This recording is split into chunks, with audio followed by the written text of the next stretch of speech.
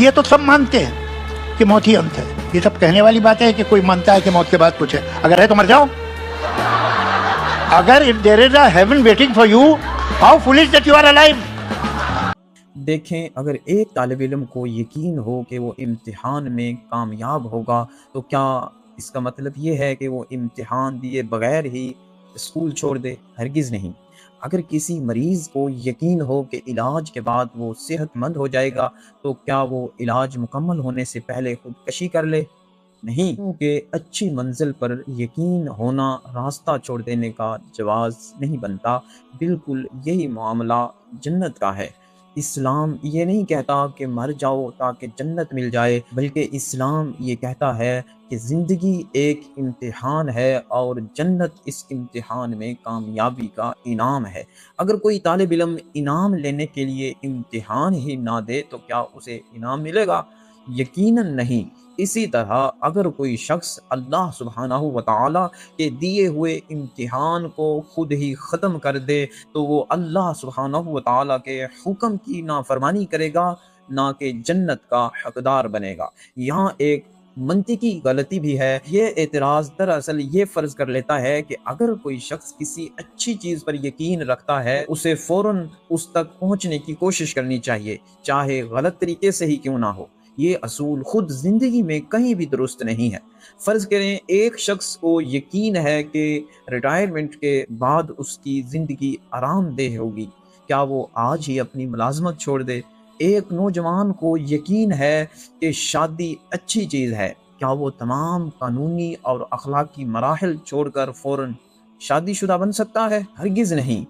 ہر اچھی چیز کے لیے صحیح وقت اور صحیح طریقہ ہوتا ہے. جنت بھی اسی اصول کے تحت ہے. اب ایک فلسفیانہ پہلو دیکھیے. اگر خدا موجود ہے اور اس نے انسان کو زندگی ایک امتحان کے طور پر دی ہے تو پھر انسان اس امتحان کو اپنی مرضی سے ختم کرنے کا اختیار نہیں رکھتا. جس نے زندگی دی ہے اسی کو یہ حق ہے کہ وہ طے کرے کہ یہ امتحان کب ختم ہوگا. بالکل ایسے ہی جیسے امتحان کے دوران طالب علم کو یہ اختیار نہیں ہوتا کہ وہ اپنی مرضی سے ہی پیپر کو پھاڑ کر کہے اب مجھے نتیجہ دے دو. نتیجہ تو صرف امتحان مکمل ہونے کے بعد دیا جاتا ہے. اسلام بھی یہی کہتا ہے. زندگی اللہ سبحانہ و تعالیٰ کی امانت ہے، انسان کی ملکیت نہیں. اسی لیے خودکشی اسلام میں سخت گناہ ہے، حرام ہے، کیونکہ یہ اللہ سبحانہ و تعالیٰ کے مقرر کردہ نظام کے خلاف ہے. اب ایک سوال میں ایتھسٹ سے کرتا ہوں. اگر ان کے نزدیک مرنے کے بعد کچھ بھی نہیں، نہ جنت نہ جہنم نہ حساب، تو پھر وہ خود موت سے کیوں ڈرتے ہیں؟ اگر موت صرف ایک مکمل خاتمہ ہے تو پھر موت کا خوف کس بات کا؟ حقیقت یہ ہے کہ زندگی سے محبت صرف مذہبی انسان ہی نہیں، ہر انسان کرتا ہے. فرق صرف یہ ہے کہ مومن زندگی کو ایک ذمہ داری اور امتحان سمجھتا ہے، جبکہ موت کو اللہ سبحانہ و تعالیٰ سے ملاقات کا وقت سمجھتا ہے. لیکن وہ اس ملاقات کا وقت خود مقرر نہیں کرتا. مثال کے طور پر فرض کریں ایک بادشاہ اپنے سپاہی سے کہے اگر تم یہ مہم کامیابی سے مکمل کرو گے تو میں تمہیں ایک عظیم محل دوں گا.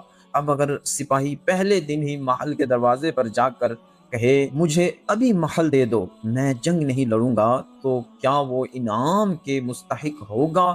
ہرگز نہیں، کیونکہ انعام ہمیشہ امتحان مکمل ہونے کے بعد ملتا ہے، امتحان چھوڑ دینے پر نہیں. اسی طرح جنت بھی اللہ سبحانہ و تعالیٰ کا وعدہ ہے، لیکن اس وعدے تک پہنچنے کا راستہ اللہ سبحانہ و تعالیٰ نے خود مقرر فرمایا ہے، انسان نے نہیں. لہٰذا اگر جنت پر یقین ہے تو مر کیوں نہیں جاتے؟ کوئی عقلی دلیل نہیں بلکہ ایک لاجیکلی غلطی ہے. ایمان یہ نہیں سکھاتا کہ زندگی سے بھاگو، بلکہ ایمان یہ سکھاتا ہے کہ زندگی کو اللہ سبحانہ و تعالیٰ کی رضا کے مطابق گزارو، امتحان مکمل کرو اور پھر اپنے رب سے اس کے وعدے کے مطابق بہترین اجر کی امید رکھو.